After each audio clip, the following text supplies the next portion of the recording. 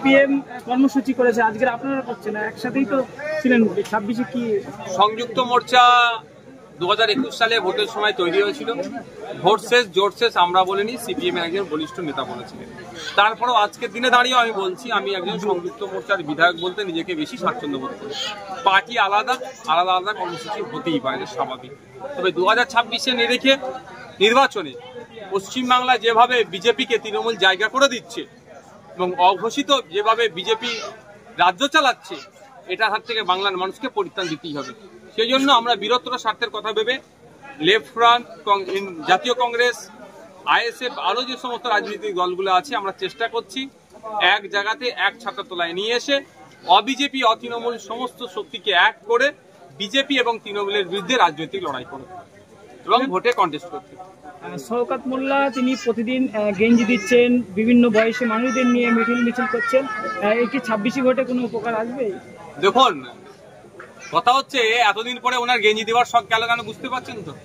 পাশে মানুষ দাঁড়াচ্ছে না। আর আমাদের ভাঙড়ের ভোটার রাজ্জাক খাঁকে যখন খুন করেছে, তারপরে কারা খুন করলো না করলো সেটা দিনের আলোর মতো পরিষ্কার হয়ে গেল। শওকত ঘনিষ্ঠ খুন হলো, শওকত ঘনিষ্ঠ গ্রেফতার হলো। এখন মন পাওয়ার জন্য গেঞ্জি টেঞ্জি দিচ্ছে, যে যা দিচ্ছে সাধারণ মানুষ নিয়ে নিচ্ছে। ভোটের সময় 2026-এ বুঝিয়ে দেবে। মহিলাদের নিয়ে একাধিকবার মিটিং করছেন বিভিন্ন অডিটোরিয়ামে, করতে পারে, তাদের রাজনৈতিক কর্মসূচি করবে, কে বারণ করেছে? একবার দিনে বারণ করছি না। 26-এ কোনো প্রভাব ফেলবে? দেখুন, 2021 সালে আমরা তখন সবে দল তৈরি করেছিলাম, আমাদের সম্পর্কে অনেক বাজে মন্তব্য করা হয়েছিল, একটা ভুল বার্তা ছড়ানো হয়েছিল বিজেপি নাকি চলে আসবে। ফলে আমরা 26,151টি ভোটে ব্যবধানে জিতেছিলাম, 1,09,000 সামথিং ভোটও পেয়েছিলাম। তো আজকের ডেটে দাঁড়িয়ে বলছি, ভাঙড়ের মানুষ আরো সচেতন হয়েছে, বুঝতে পারছে একটা বিধায়ক সারা রাজ্যে কিভাবে তোলপাড় করছে। দেখুন, আপনাদের কি বলি, গত 3 দিন আগে আপনার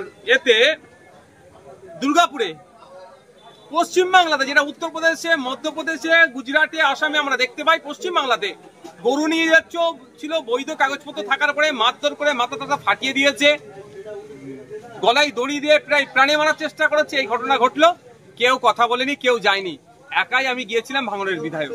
সুতরাং ভাঙড়ের মানুষ বুঝতে পারছে যে বিধায়ক নির্বাচন করার লাভ আর লসটা কোথায়। 2021-এ মিথ্যাচার করার পরেও 26,151টি ভোটে জিতেছি। আমাদের 2026-এ এখান থেকে আইএসএফ কে ভাঙড়ের মানুষ প্রত্যেকে ডবল ব্যবধানে জিতাবে, এটা মনে করি। প্রতিষ্ঠানে রাজনৈতিক প্রোগ্রাম করতে গেলে ওখানে শিক্ষা প্রতিষ্ঠানের অনুমতি নিতে হয়। দ্বিতীয় কথা হচ্ছে, আপনি আবার বলছেন গার্লস হোস্টেল, সেখানে যদি জোর জবরদস্তি এইভাবে করে, চরম অন্যায় করছে। গ্রামবাসীদের উচিত হবে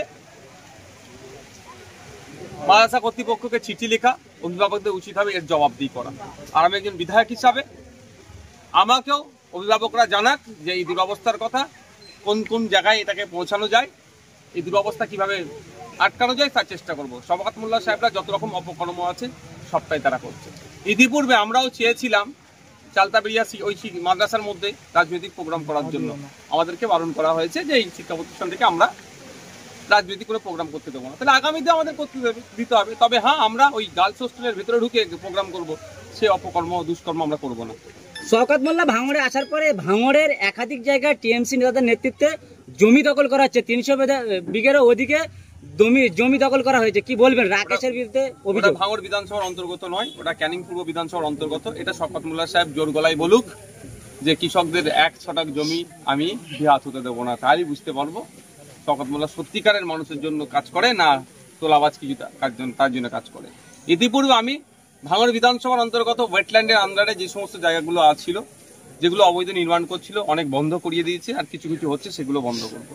এবার 300 বিঘার যে জমিটার কথা বলছেন, এটা ওয়েটল্যান্ডের মধ্যে অনেকটা পড়ছে, অনেকের কাছে পাটটাও আছে, এগুলো কোনোভাবেই দখল করতে দেওয়া যায় না। কৃষকদের সাথে আমি যোগাযোগ করছি, বৃহত্তর প্রয়োজনে আন্দোলন শুরু হবে। জমিকে অবৈধভাবে কোনো ইলিগালি যেটা ওরা দখল করার চেষ্টা করছে, করতে দেওয়া যাবে না। শওকত মোল্লা বলছে যে টুপি মাথায় দিয়ে লোক জানি সত্যি কথা বলে, কিন্তু আপনি নাকি ভুড়ি ভুড়ি মিথ্যে কথা বলছেন। তাহলে টুপি খুলে কি অসত্য কথা বলা বুঝলো নাকি? আমাকে অসত্য পথ অবলম্বন করতে হবে না।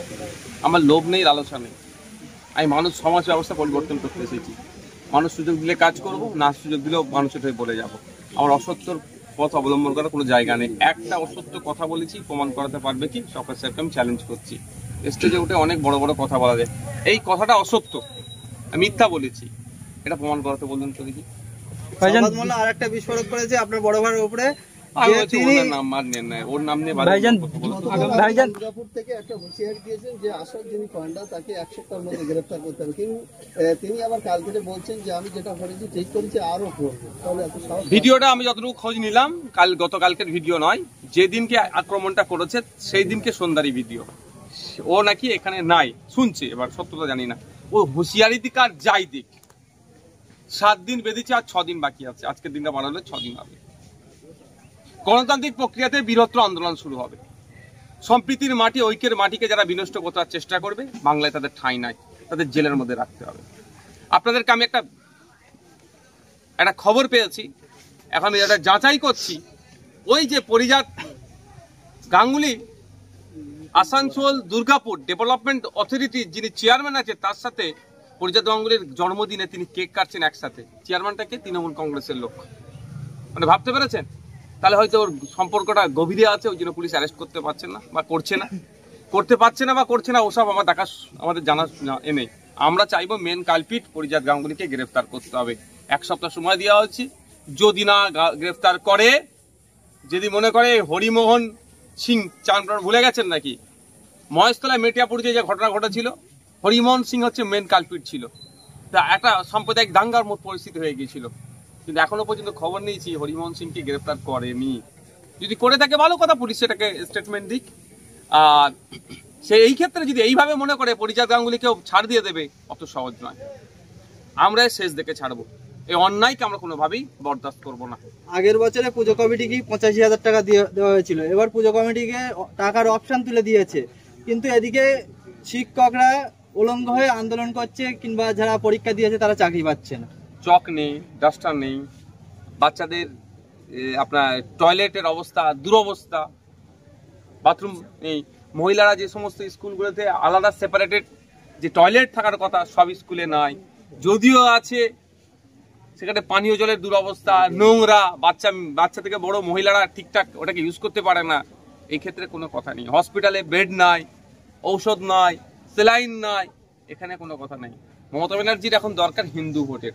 মুসলিম ভোট বিজেপির ভয় দেখিয়ে ঝুলিতে কিছু ভেবেছে ঘুরে নিয়েছি, দরকার এখন কিছু হিন্দু ভোট।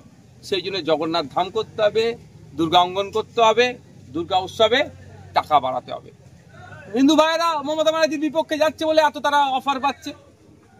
মুসলমানরা মমতা ব্যানার্জির বিজেপির ভয় দেখে কলে ব্যাগে ভরে নিয়েছে, ওই জন্য ইমাম ভাতা 2012 সালেও ছিল 2,500, আর 2025 সালে ওটা মাত্র 500 টাকা বেড়ে হয়েছে 3,000।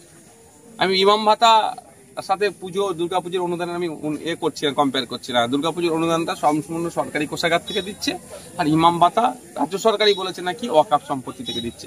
কিন্তু আমি ওটা বলছি না, আমি যে বাড়ার কথাটা বলছি, যে আপনার তখনই আপনার গ্রহণযোগ্যতা হবে, তখনই আপনাকে সম্মান দেবে, যখন আপনি আপনার ভ্যালুটা শাসককে বুঝাতে পারবেন যে আমার মূল্যবান ভোটটা তোমার পক্ষে যাবে না যদি আমার এই না করো। সেই হিন্দু ভাইরা বুঝাতে পেরেছে যে তোমাকে আমি আর ভোট দেবো না। সেই জন্য হিন্দু প্রীতি হওয়ার জন্য, হিন্দুদের বড় লিডার হওয়ার জন্য, শুভেন্দু অধিকারীর থেকে বড় হিন্দুত্বের লিডার হওয়ার জন্য মমতা ব্যানার্জি নিজেকে আপ্রাণ চেষ্টা করছে। ওই জন্য হিন্দু ভাইদের যাতে ফ্যাসিলিটি পাচ্ছে, আর মুসলমান ভাইদের বলার কেউ নেই। ওই নটোরিয়াস ক্রিমিনালদের মতো নেতা আছে, ও জানে ভোট চুরি করে নেবো, এই জন্য এটা পাচ্ছে না কিছু। উল্টে কি হচ্ছে, মার খাচ্ছে। বৈধ কাগজপত্র থাকার পরেও দুর্গাপুরে থানা থেকে 2 কিলোমিটার দূরে 2 ঘন্টা ধরে তাণ্ডব চালিয়েছে পুলিশ, এসে তাদেরকে উদ্ধার করেনি। বুঝতে পারছেন? গতকালকে চুচুড়াতে হয়েছে বিদ্যাসাগর ক্লাবের নাম, যদিও বিদ্যাসাগর ক্লাবের কর্তৃপক্ষটা অস্বীকার করেছে। আমার বিশ্বাস এটাই যে বিদ্যাসাগরের নাম নিয়ে কেউ, নামে যে ক্লাব আছে সেই ক্লাবে অন্যায় কোনোদিন করতে পারবে না। বিদ্যাসাগর ক্লাবের নাম দিয়ে